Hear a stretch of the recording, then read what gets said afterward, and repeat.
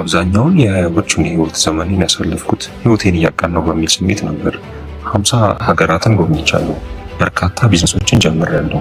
ያልቀመስኩት የለሽ ነገር የለም። እንዲሁም ያላየኋት ሴት አልነበረችም። ነገር ግን ተሳስቼ ነበር። እኔ ራሴን እያገኘሁ ነበር። እውነታው ግን ራሴን ማወቅ ስላልፈለኩ ያንን እውነታ ሸሽ ነበር። ሁል ጊዜ በንቅናቄ ላይ በሆነ በአእምሮዬና በስሜቴ ግን ባለሁበት ቆሜ ነበር። በዚህ ህይወት በሚባለው ነገር ውስጥ ትክክለኛ ደረጃዎች እንዳሉ አልወቅም ነበር። እናም እኔ በሁለተኛው ደረጃ ላይ ተቀርቅሬ ነበር። በነገራችን ላይ 4 ደረጃዎች አሉ። 4 የህይወት ደረጃዎች ይለናል ዋልተዋልሰን። አንተም ብትሆን አውቀኸውም ይሁን ሳታውቀው በአሁኑ ሰዓት ከነዚህ በአንዱ ደረጃ ውስጥ ተቀርቅራ ሊሆን ይችላል። የቆምክበት ደረጃ ደግሞ የምትመርጠውን ግብ፣ የምታለመውን ህልም እንዲሁም ልትወጣው ያልቻልክለትን ፈተና ሁሉ ይወስኗል። ይህ ቪዲዮ ሲያልቅ በአሁኑ ሰዓት ከነዚህ ከ4ቱ ደረጃዎች በየትኛው ላይ እንዳለ፣ ለምን እንደተቀረቀረክ እና እንዴት መውጣት እንደምትችል በትክክል ታውቃለህ። እስቲ በደረጃ 1 እንጀምር። ይህ ደረጃ በዝንጀሮችና በድመቶች የምንመስለው ደረጃ። ደረጃ 1 ገልባጩ ወይም ዘ ኮፒካት ይላል። አንድ ጓደኛዬ ሰሞኑን በ38ኛ ዓመቱ ልደቱ ላይ ከእንቅልፉ ነቃ። የነቃው ግን መሄድ በማይፈልግበት የእረፍት ቦታ ላይ ነው። ከእንግዲህ ለማይወድ ሰው አጠገብ ሆኖ ማውራቱም ሆነ ማመን ላቆመበት ስራ እየሰራ ነበር። በዚያች ቅጽበት ሁሉም ነገር ባንድ ላይ መጣበት። እዚያ ቦታ ላይ እንዴት ሊደርስ እንደቻለ ምንም የሚያውቀው ነገር አልነበረም። ሁሉንም ነገር በትክክለኛው መንገድ አድርጓል። ነገር ግን ህይወቱ አንድም ቀን ለራሱ መርጦት አያውቅም ነበር። ያቺ ቅጽበት የደረጃ 1 ማለትም የኮፒካት ደረጃ ማብቂያ ናት። ብዙ ሰዎች ከዚህ ደረጃ ፈጽሞ አይወጡም። ደረጃ 1ን መረዳት ቀላል ነው። በመሰረቱ ስንወለድ ምንም አቅም የሌለን ሆነን ነው። መራመድ፣ ማውራት፣ ራሳችንን መመገብ ምንም አንችልም።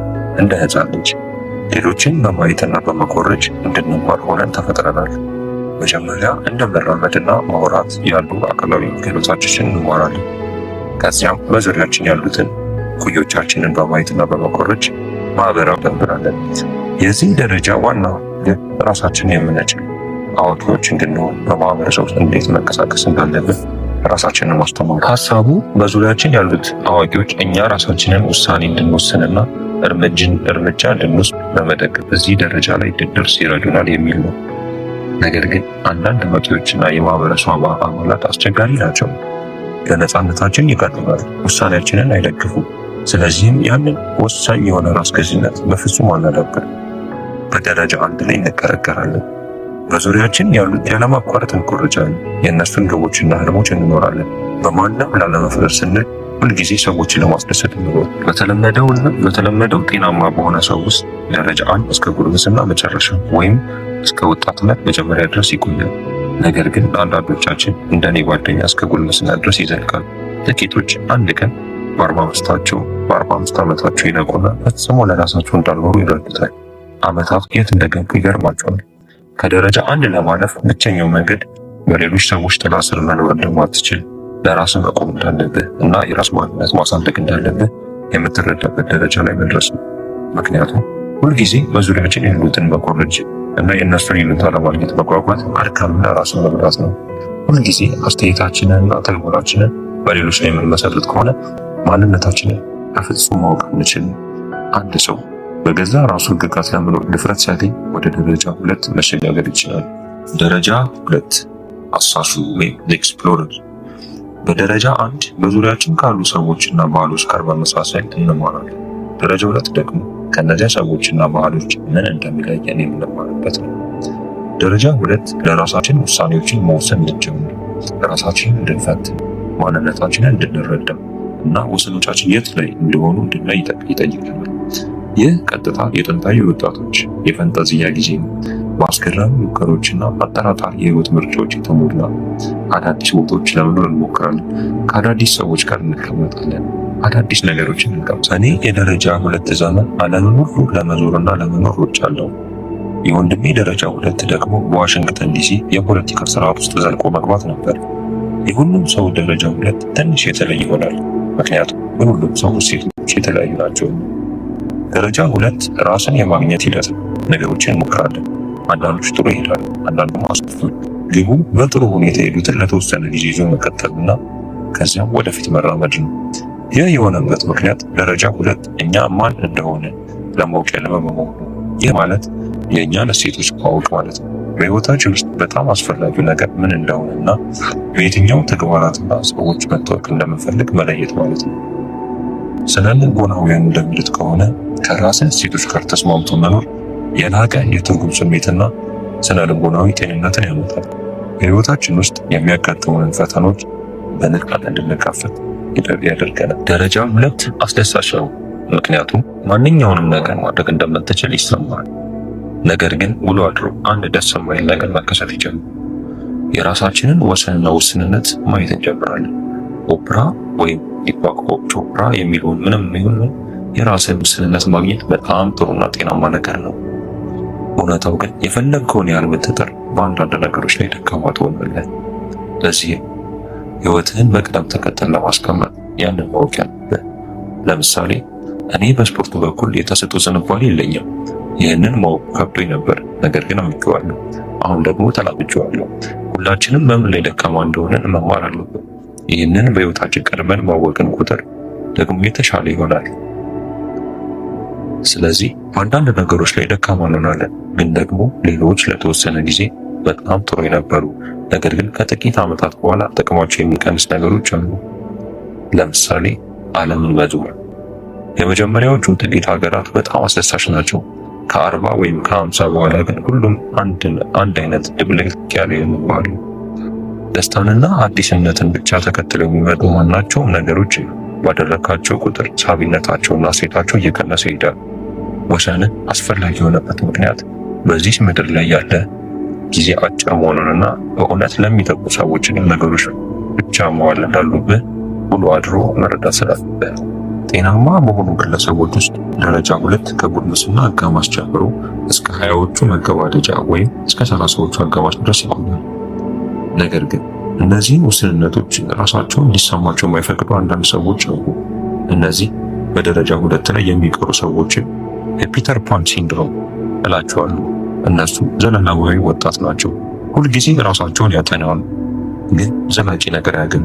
በሆነ ወቅት ላይ ሁላችንም የማይቀየሩ እውነታ መቀበል አለብን። ህይወት አጭር ናት። ሁሉም ህልሞቻቸውን ሆኖ አይሆኑም። ስለዚህ የትኞቹን ህልም መከተል እንዳለብን እና የትኛውን መተው እንዳለብን በጥንቃቄ መምረጥ አለብን። ደረጃ 3 ሰማዕቱ። ቻርለስ ቡኮውስኪ በአንድ ወቅት እንዲህ ሲል ጽፏል፣ የምትወደውን ነገር ፈልግና እንዲገድልህ ፍቀድለት። በዚህ አባባል ውስጥ ያለው እውነታና ውበት በህይወት ውስጥ የምትከተለውን ማንኛውም ነገር በትንሹም ቢሆን ወደ ሞት እየመራው ነው። ስለዚህ መጠየቅ ያለብህ አመክንዮ ጥያቄ፣ ለመሞት የምትመርጠው ለምን አይነት ነገር የሚለው።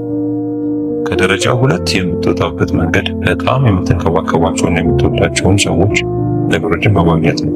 ህይወትህን ለእነሱ አሳልፈ መስጠት እስክትፈልግ ድረስ። ደረጃ 3 የሰው ልጅ ህይወት ታላቅ ውህደት። ጉልበትን የሚጨርሱና ወደኋላ የሚጎትቱ ጓደኞች ይወጣሉ። ጊዜህን የሚያባክኑ ተግባራትን፣ የትርፍ ጊዜ ማሳለፊያዎች ይወገዳሉ። ከዚህም በኋላ በምትችለው እናንተ ምርጥ በሆነው ነገር ላይ ትኩረትን በጥፍ ታደርጋለህ። በጣም አስፈላጊ በሆኑ ግንኙነቶች ላይ እና በህይወት ውስጥ ባለው ብቸኛ አስፈላጊ ተልዕኮ ላይ ታተኩራለህ። ደረጃ 3 ስራን የምትሰራበት ጊዜ ነው። ደረጃ 3 የሚያበቃው የሁለት ነገሮች ጥምረት ሲከሰት ነው። ታሳካው የምትችለው ነገር ብዙ ነገር እንደሚነስ ሲሰማ፣ ስታረጅና ስትደክም እና ቀኑ ሙሉ ሻይ እየጠጣ እንቆቅልሽ መፍታት እንደምትመርጥ ስታውቅ ነው። በተለመደው ሁኔታ ደረጃ 3 ከ30 ዓመት እስከ ጡረታ ዕድሜ ድረስ ይቆያል። በዚህ ደረጃ ላይ የሚቀሩ ብዙ ጊዜ ምኞታቸውና የማያቋርጥ ፍላጎታቸው እንዴት መተው እንዳለባቸው ስለማያውቁ ነው። የሚገድላቸው ደግሞ ደረጃ 4 ነው። ደረጃ 4 ዘሞርታል ወይም ሟቹ። እርነስት ቤከር በ1960ዎቹ ውስጥ ይወደድ የነበረ የኮሌጅ ፕሮፌሰር ነበር። በ40ዎቹ መጀመሪያ ላይ የማይድን የካንሰር በሽታ እንዳለበት ታወቀ። ሊኖረው የሚችለው 1 ዓመት ብቻ ነበር። ይህ የቤከርን ስራ በትኩረት እንዲከናወን አደረገው። በሞት አልጋ ላይ ሆኖ ዘ ዲኒያል ኦፍ ዴዝ የተባለ መጽሐፍን ጻፈ። ከሞተ ከጥቂት ጊዜ በኋላ ታትሞ የፑሊትዘርን ሽልማት አሸነፈ። የዚህ መጽሐፍ ዋና ሐሳብ ሁላችንም ህይወታችንን የምናሳልፍ የማይሞትነትን ፕሮጀክቶችን በመገንባት ነው ይለናል። የእነዚህ ፕሮጀክቶች ዓላማ ከሞታችን በኋላ የሚኖርን ነገር መገንባት ነው። በዚህም ምክንያት እነዚህ ፕሮጀክቶች በህይወታችን ውስጥ ከራሳችን በላይ የሆነ የትርጉምና የዓላማ ስሜት ሊሰጡን ይችላሉ። ሰዎች ወደ ደረጃ 4 የሚደርሱት ለግማሽ ክፍለ ዘመን ያህል ትርጉም ባለው ነገር ላይ ኢንቨስት ካደረጉ በኋላ ነው። አሁን አቅማቸውና ሁኔታቸው ዓላማቸውን የበለጠ እንዲከተሉ አይፈቅድላቸውም። ስለዚህ ደረጃ 4 የበለጠ ስለማድረግ ሳይሆን ስለመልቀቅ ሌት ኢት ጎ ነው።